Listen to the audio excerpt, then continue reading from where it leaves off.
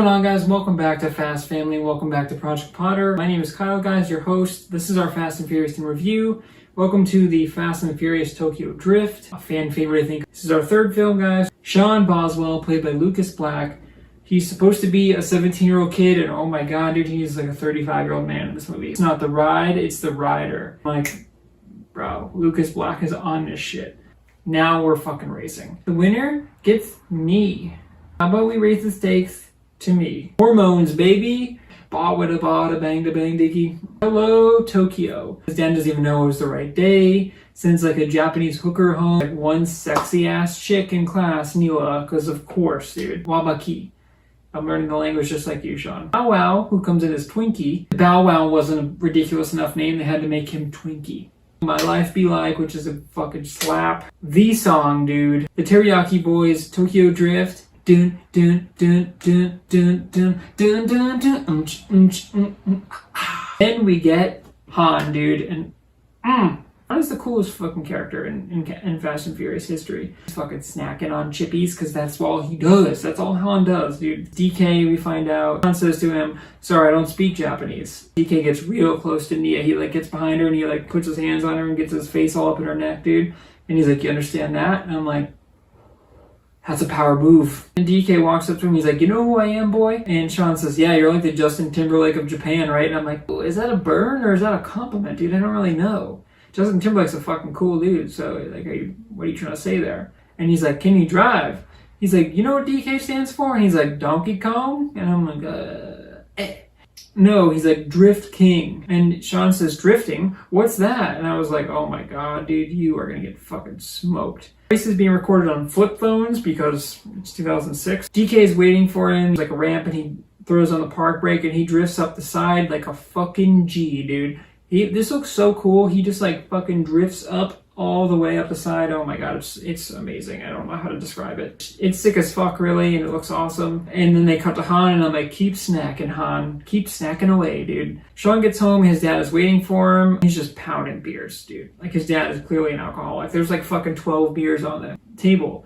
And he's like, "You have any idea what time it is?" And Sean goes, "Oh, I'm sorry, I thought it was 7 o'clock American time." And I was like, oh, dude. Because like his dad didn't know what time it was when he had the hooker and stuff, so Sean's like, "Right back at you, my friend, my padre." Han gives him the keys and he tells Sean, "You know, you work for me now." He's like, "I call, you show." He's like, "That's all there is to it." And Sean goes, "Only if you teach me how to drift." And he's like, "Bro, this is not a negotiation." Like, he's like, "Nah, you work for me. You wrecked my car.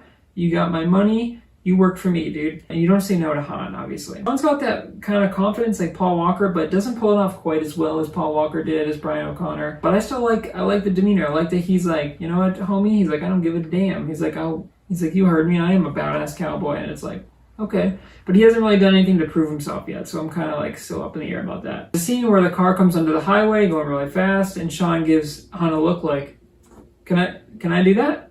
Can I do that? And Han's like, "All right, go ahead." Top cars are factory tuned. He's like, if you can go faster than 180, he's like, they don't catch you, so they don't even try. And I'm like, damn, that's cool. And that's where Sean realizes too, like, that's pretty dope. Glenn says, you know, keep his hands off the kid, girls. He's underage. But Lucas Black looks like he's 35, so this doesn't really make a lot of sense to me. Bow Wow tells Sean that he doesn't just think outside the box, he tears it up. And I was like, okay, Bow Wow, keep making weird songs in the 2000s. And we get Joel Santana, the whistle song, and "Dude, Do I Feel Old." You know those westerns where cowboys run for the border? He's like, "This is my Mexico." And I was like, I don't know what that means, but that sounds pretty cool. There's no wax on, wax off for drifting. He's like, it's about feeling it, so feel it. Sean and Neela start IMing during class, which is weird. You know, he says, "How come I never see you drift?" And she messaged back and she says, "'Cause you never asked." And I was like, oh. Sean just straight up runs over the blonde dude. Like, he's gonna go leave with Neela and he just like runs him over and he just like goes over the hood. And I'm like, okay, well, that's attempted murder probably, so, or vehicular manslaughter at the very least. Tokyo looks dope as fuck. Probably the coolest scene, definitely the coolest scene in the Fast and Furious franchise. They're escaping and there's like the main square for Tokyo, fully crowded, dude. There's a whole crowd there. And Sean's going through and Neela's like, "Sean." Like, she's like, "Bro, there's a whole fucking thing of people. They're going so fast, they don't have time to stop, obviously." So he goes to drift there. The people start spreading, dude, and they spread just enough, but he fucking Tokyo drifts through the square. It is the coolest shit I've ever seen. It's like slow-mo, dude, and Neil was like, oh shit. She's like looking at the people, Dude, it's awesome. It's so fucking cool. Just an amazing sequence. Han gets hit by a random car. We'll get to that later in the series. His car ends up flipping, and then Sean gets out to like run to him, and we see Han's car explode, dude. Oh shit. Han's dead? And we're like, dude, there's no way he would have escaped that. Like, absolutely no way. And I was like, dude, there's 29 minutes left in this movie, but Han is fucking dead. Are you kidding me? DK pulls up and Sean beats the fuck out of him for a while. DK pulls a gun on him. Not before Sean's dad pulls a gun on DK, and I was like, oh. Sean's dad says, you know, I'm putting you on a plane in the morning. He's like, I'm your dad. I'm responsible for your well-being. And Sean was like, Dad, I gotta do this. And his dad just goes, okay. He says, at least you're not redoing my mistakes, but we don't know what his mistakes are because we get no backdrop on Sean's dad. So I'm like, okay, I guess we'll just take you for your word, Sean's dad. We race and the loser leaves town for good. DK falls over the side of a cliff. Everyone is like really concerned for about 20 seconds, and then they just scream out and like cheering. They're like, yeah. It's like, bro, that man probably just died. He's like, you are free to go. And it's like, dun dun dun dun dun dun dun dun dun. Yo, this guy wants to race the new DK. And he goes, not tonight, homie. He said you knew Han. And he's like, Han was family. Sean goes over to race him, and we get a fucking dope pan, and it is Dom, dude. It is Dom Toretto in his fucking car. It's so awesome. It's incredible. Pulls up, and he goes, nice ride. And Dom says, yeah, I won it from my friend Han a few years ago. And Sean says, I didn't know he was into American Muscle. Dom says he was when he was rolling with me. He's like, oh, it's a long race or something. And Dom says, I got nothing but time. You ready, kid? And I'm like, let's fucking go, dude. And they take off and the credits go. And I'm like, what a fucking hype way to end this movie.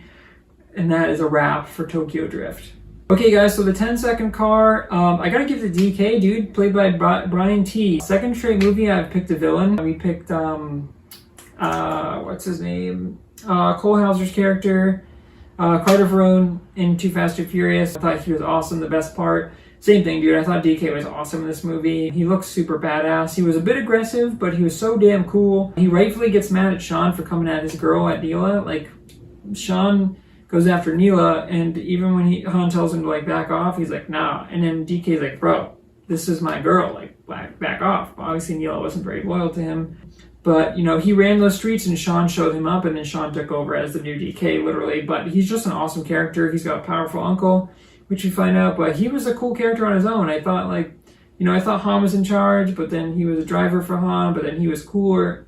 I don't want to say he's cooler than Han, but he was badass and just awesome. He had a reason to be mad at the end with Han stealing from him too. Like, he trusted Han and Han stole from him apparently. And so we love Han because of his character, but he kind of had a shady ending there, so that's kind of interesting. But just an awesome character, and I would love to see DK return to the franchise at some point for sure. He was awesome in this movie. They Never Had Me. I'm gonna go with Morimoto, played by Leonardo Nam, the blonde guy. You know, he just was weak. I never really got into him. I never got a feel for him, really. He was just kind of the guy that was sent to race Sean when he got better and got mad, but he didn't, like, have a reputation or anything, so I was like, who is this guy?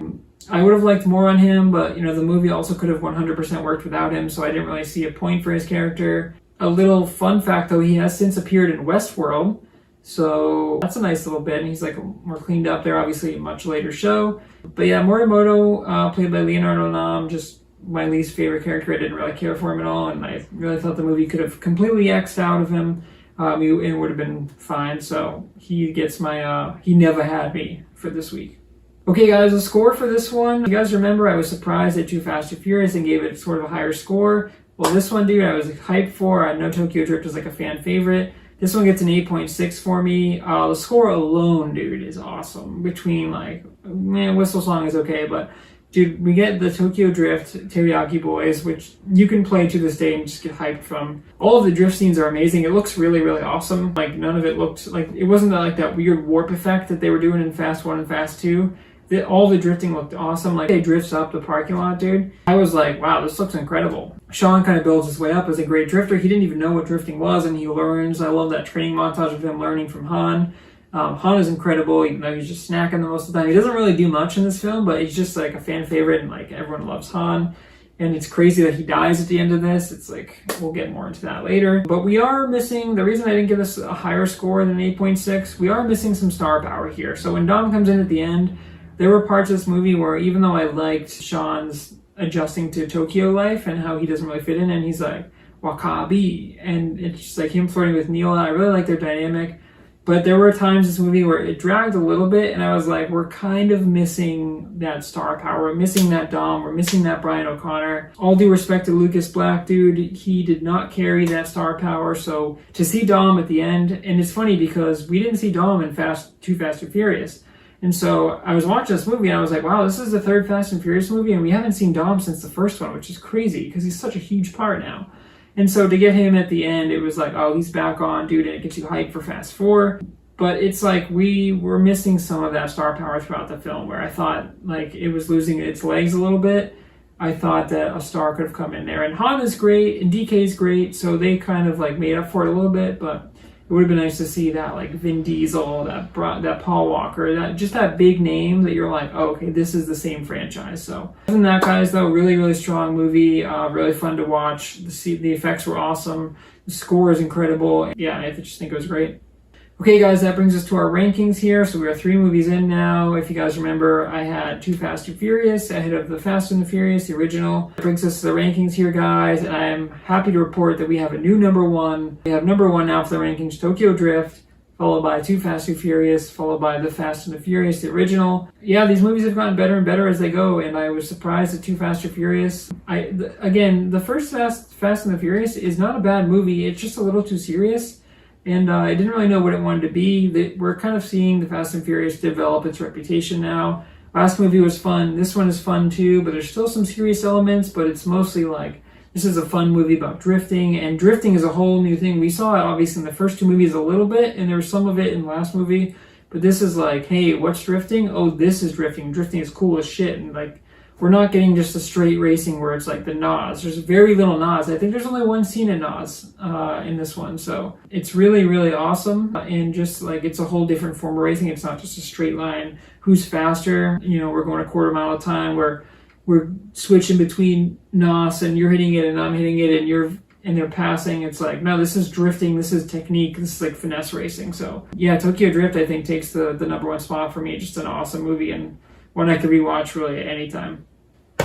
Okay, guys, that's another episode of Fast Family. I've been your host, Kyle. Thanks for checking out Project Potter, guys. Thanks for checking out Fast Family. We're 3 movies in now, so we're going to keep going. We got Fast 4 next, which is like the first one really with Vin back. So excited for that. We kind of teased it at the end of 3, but it's weird because we've had basically 2 movies without Vin, and he's, again, such a huge part, so I'm excited to get back to Fast 4. And in Fast 5, of course, when I think we introduced The Rock, and I don't want to spoil too many things, but yeah, really fun to go into these later movies, and they get more ridiculous and crazy, but Tokyo Drift is awesome, so go check it out, guys. It's my number 1 right now. Like, comment, subscribe, go check out the other content on the channel, and as always, guys, until next time, peace.